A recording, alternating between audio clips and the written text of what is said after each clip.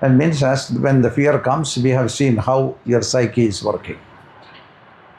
It is actually the very trigger, maybe as soon as you are going at the night out of the house, then if there is something on the courtyard, like a snake or something, certainly in no time you get into a very high panic.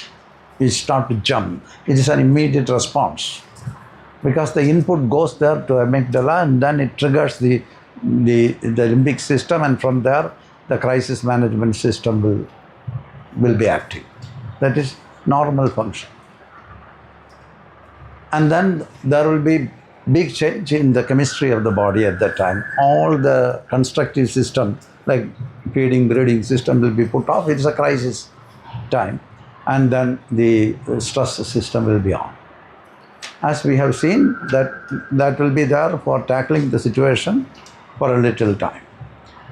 But after that problem is over, then the hormonal changes happen, like noradrenaline or something will be pumped like that, norepinephrine, or that Americans say like that. And then the system will be calming, and then it goes into the constructive side. This is a normal plan. And sometimes, as I was saying in the morning, sometimes this, of some reason, that situation will be held by the person, that the fear continues. So the alertness comes and he always aware that this can happen. Next time when you get out of the house, you're already keeping this idea that there can be a snake. So if suppose you see something else as the rope, the story of the rope and the snake, and if your rope is there also you get excited. The stress response will come. So this is how an input that comes through your eyes to your brain immediately will be responded. It changes the hormonal system. It affects the physical body. And then from that you realize something, and that realized thing you store it in the memory. This is the normal plan. And then you reevaluate by the next experience. You understand that it can be snake, it can be rope. And then as this input is there inside you, you will be getting a little more time for you to see whether it is a rope or a snake. This is how we are refining our perception. And that is a normal process that is happening. So the information goes inside, it triggers the body, and the body responds to that. And then what you are understanding out of this as an excitement or a feeling will be stored in the mind. That incident, together with the excitement and your response and the emotions that follows, all will be stored in the mind. And next time, that will guide you a little bit. But if we start to feel that this is a place where the snake can be there, so it's not a good place to stay. If suppose we take it in that way, then there is actually, you put some idea there in your mind that you are expecting that this could be there. So it alerts you all the time. So small things to very big things we are holding like this, an altered form of that or idea that we hold in the mind, that you are being driven by this condition of stress, trauma, a small thing. But it will be the character of the person after some time if we practice it for a longer time. And then always we will be alert. That is good in a way, but at the same time, the constructive system will be putting down at the time. And that is a dangerous thing, because if that system is on, the stress system is on, certainly you will not feel hungry, you will not have social connections, you will not feel like having a social life or something like that. And so this will become a permanent feature of the person after some time, if that situation is sustained for a longer period of time. And that needs to be watched. Otherwise, that becomes the character of the person.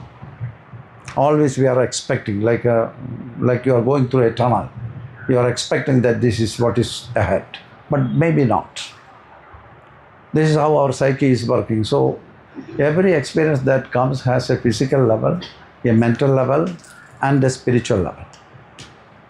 And now usually we stay with the physical level, mundane level, like responding to things, and accordingly we behave. And then in the mental level, there are a lot of ideas that we generate and then try to tackle it mentally, and then you go on getting more information how to tackle with the situation and all. Then when it comes much deeper in the emotional level, you may not have control. Because you don't need to have control on the emotional thing, because the emotions ventilate your stress. So that is a good thing. But if you hold on that emotional side all the time, or maybe most of the time, then you will be highly sensitive to emotional things, which in a way it's good, but at the same time you will be very obsessed by this. And that will be used as a means for making things happen in your life. Like crying, small children go on crying and make things happen. If you cry, people get upset and they make things something for you, so that you can be more peaceful. So this becomes like a loop, and then it becomes the character. When it becomes the character, it may be very difficult to change it. And for that, basically, we need to understand that this is going on in me. Even if we are in the work area, we do the same thing. In the domestic situation, we do the same thing. In public, we do the same thing. Even in spiritual group, you do the same thing. Wherever we go, this is me, and you behave in this way. In the name of spirituality, when you wanted to construct something for the spiritual thing, of course, this is it becomes the construction, the involvement of your being in the construction program is, if it comes deeply from within, with a surrendered mind, it becomes a spiritual thing. When you are very rationally working on it, it becomes an intellectual thing. Then you are go on worrying about it with your mind, then it becomes a mental stuff. And then when it becomes actually just like a mechanical thing, you are not involved, you just do the things as you asked for to do. It becomes a very simple physical thing.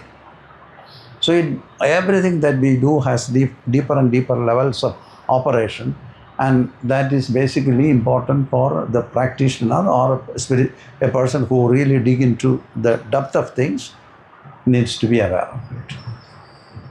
But then you get control. Holistically, you get a control. This is how it works in the physical level. It will be what is happening in the mental level. In the emotional level, this is how it is working. In the refined level, like even if all these things are happening, you can remain in a peaceful state and do the things. This is the spiritual level. You keep the witness on most of the time. Then it becomes a spiritual, because your involvement is there, at the same time you are detached. So this is how it is. Everything is working in this way. It has deeper and deeper levels of operation. And that needs to be observed and understood if we wanted to understand who I am. Who am I? Otherwise, we will not be able to understand.